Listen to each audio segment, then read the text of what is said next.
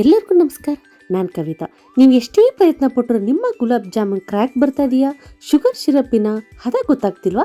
ಹಾಗಾದರೆ ನಾ ಹೇಳುವ ಟ್ರಿಕ್ಸ್ಗಳನ್ನು ಫಾಲೋ ಮಾಡಿ. ನಾನಿಲ್ಲಿ ರೆಡಿ ಮಿಕ್ಸ್ ಗುಲಾಬ್ ಜಾಮೂನಿನ ಒಂದು ಪ್ಯಾಕೆಟನ್ನು ತಗೊಂಡಿದ್ದೀನಿ. ಹಾಗೆ ಮೆಜರ್ಮೆಂಟ್ ಕಪ್ಪನ್ನು ಇಟ್ಕೊಂಡಿದ್ದೀನಿ. ಸ್ವಲ್ಪ ಪ್ರಮಾಣದ ತುಪ್ಪವನ್ನು ತಗೊಂಡಿದ್ದೀನಿ.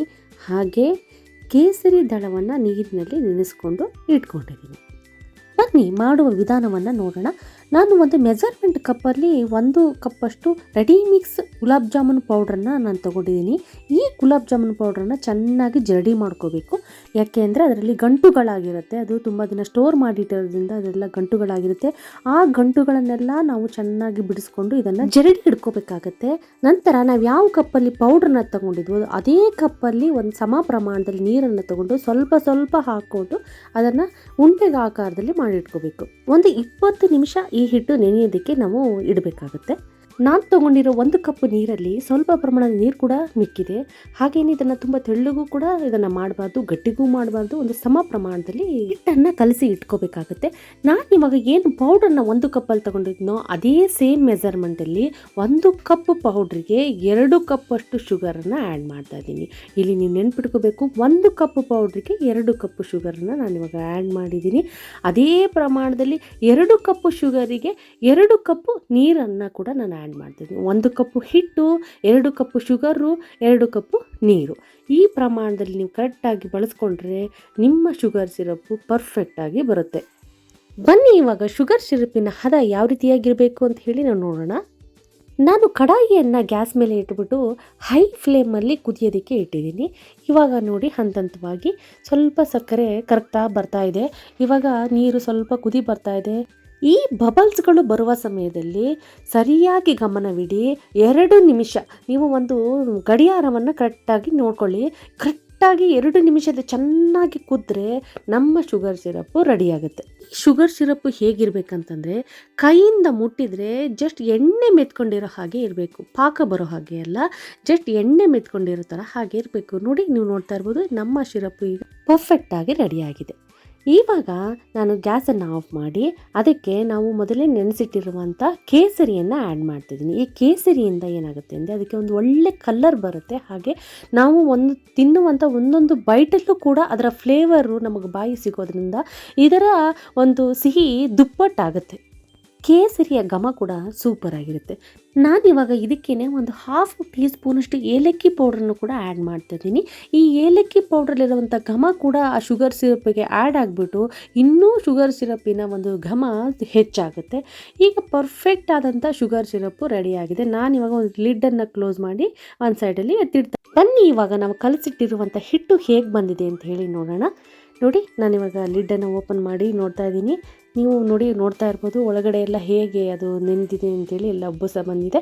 ಈಗ ಪರ್ಫೆಕ್ಟಾಗಿದೆ. ಇದನ್ನು ಸ್ವಲ್ಪ ಪ್ರಮಾಣದಲ್ಲಿ ನಾದ್ಕೊಂಡು, ತುಂಬ ನಾದೋದು ಬೇಡ, ಒಂದು ಸ್ವಲ್ಪ ಪ್ರಮಾಣದಲ್ಲಿ ನಾದ್ಕೊಂಡು ಒಂದು ಮೀಡಿಯಮ್ ಸೈಜಲ್ಲಿ ಉಂಡೆಗಳನ್ನು ಮಾಡಿ ಇಟ್ಕೋಬೇಕಾಗತ್ತೆ.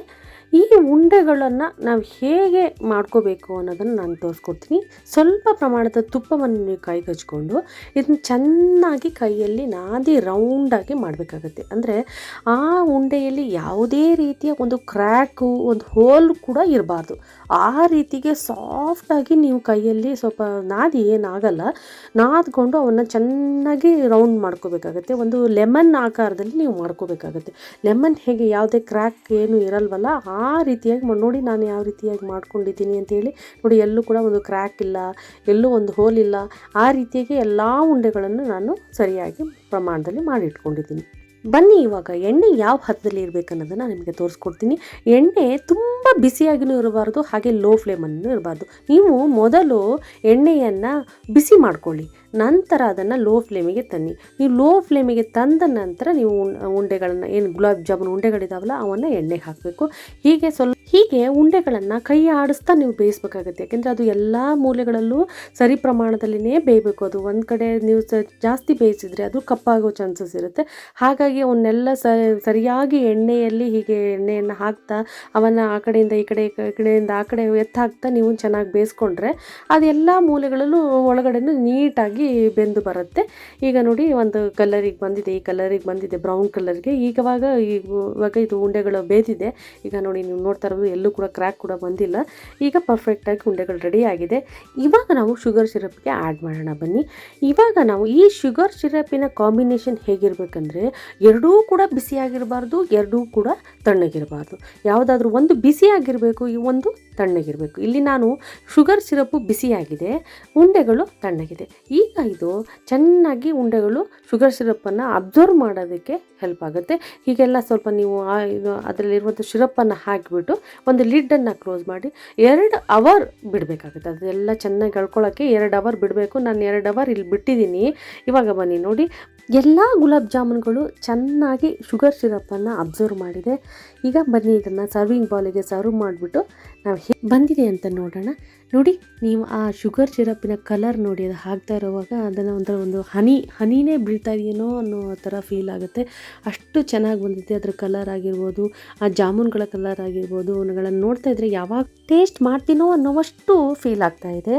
ಬನ್ನಿ ಇವಾಗ ಅದು ಹೇಗೆ ಒಳಗಡೆ ಎಲ್ಲ ಶುಗರ್ ಸಿರಪ್ಪನ್ನು ಅಬ್ಸರ್ವ್ ಮಾಡಿದೆ ಅನ್ನೋದನ್ನು ನಾನು ನಿಮಗೆ ತೋರಿಸ್ಕೊಡ್ತೀನಿ. ನೀವು ನೋಡ್ತಾ ಇರ್ಬೋದು, ನೋಡಿ ಹೇಗೆ ಅಬ್ಸರ್ವ್ ಮಾಡಿದೆ ಅಂತ. ತುಂಬ ಚೆನ್ನಾಗಿ ಅಬ್ಸರ್ವ್ ಮಾಡ್ಕೊಂಡಿದೆ. ಇವಾಗ ನಾನು ಡ್ರೈ ಫ್ರೂಟ್ಸನ್ನು ಆ್ಯಡ್ ಮಾಡಿ ಅದರ ಒಂದು ಸ್ವೀಟನ್ನು ಇಮ್ಮಡಿ ಮಾಡ್ತಾಯಿದ್ದೀನಿ. ಇವಾಗ ನೋಡಿ, ಗಾರ್ನಿಷಿಗೆ ಡ್ರೈ ಫ್ರೂಟ್ಸನ್ನು ಹಾಕಿದ್ದೀನಿ. ಇವಾಗ ಇದು ಪರ್ಫೆಕ್ಟಾಗಿ ಫೈನಲಿ ನಮ್ಮ ಗುಲಾಬ್ ಜಾಮೂನು ರೆಡಿಯಾಗಿದೆ. ಇವತ್ತಿನ ಈ ನನ್ನ ರೆಸಿಪಿ ನಿಮಗೆ ಇಷ್ಟವಾಗಿದ್ದರೆ ದಯವಿಟ್ಟು ನನ್ನ ಚಾನಲನ್ನು ಸಬ್ಸ್ಕ್ರೈಬ್ ಮಾಡಿ, ಲೈಕ್ ಮಾಡಿ, ಶೇರ್ ಮಾಡಿ ಮತ್ತು ಬೆಲ್ ಬಟನನ್ನು ಕ್ಲಿಕ್ ಮಾಡಿ. ಮತ್ತೊಂದು ರುಚಿಯಾದ ರೆಸಿಪಿಯೊಂದಿಗೆ ಸಿಗೋಣ. Thanks for watching.